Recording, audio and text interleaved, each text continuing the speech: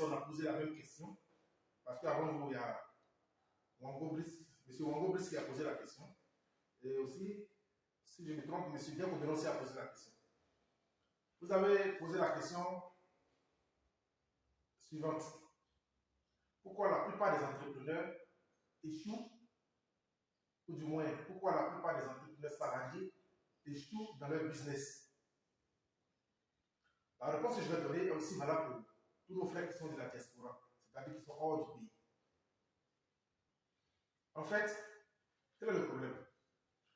Un entrepreneur, c'est d'abord celui qui se forme ou se fait former dans l'entreprise qu'il veut créer ou dans son entreprise. C'est-à-dire, l'entrepreneur, c'est celui qui se donne à 100% dans ses entreprises, aussi qui se fait former dans son activité, qui se fait aussi former pour son activité. Mais ce que nous avons remarqué, c'est quoi? Nos frères salariés, ou aussi ceux de la diaspora, avant d'investir, ils ne se font pas d'abord former dans leur entreprise ou le business dans lequel ils voudraient investir. Le monsieur vient en vacances en Côte d'Ivoire, c'est un exemple très simple. Il trouve un cousin, une cousine, comme déjà depuis là-bas, il a un business, où on lui a parlé d'un business dans lequel il pouvait investir et qui va générer beaucoup de bénéfices. Quand il arrive, il injecte seulement de l'argent. Il se retourne, il va en Europe, et de là-bas, il appelle pour savoir si l'entreprise avançait.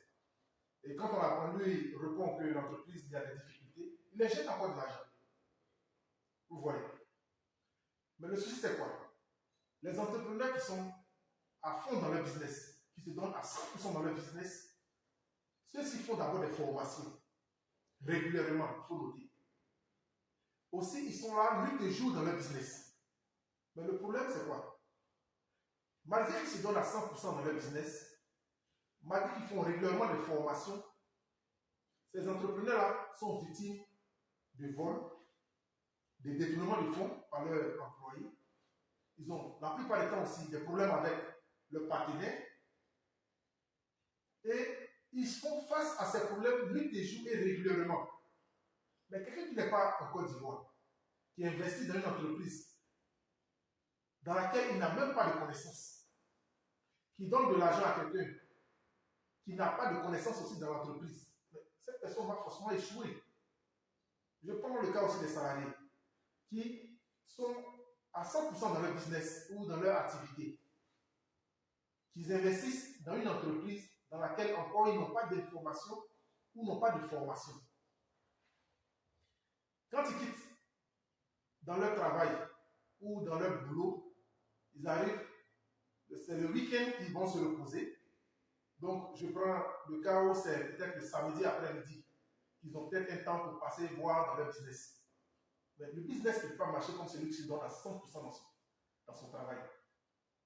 Donc, si vous êtes salarié et que vous voulez investir dans un business, d'abord, premièrement, il faut se faire former dans son business.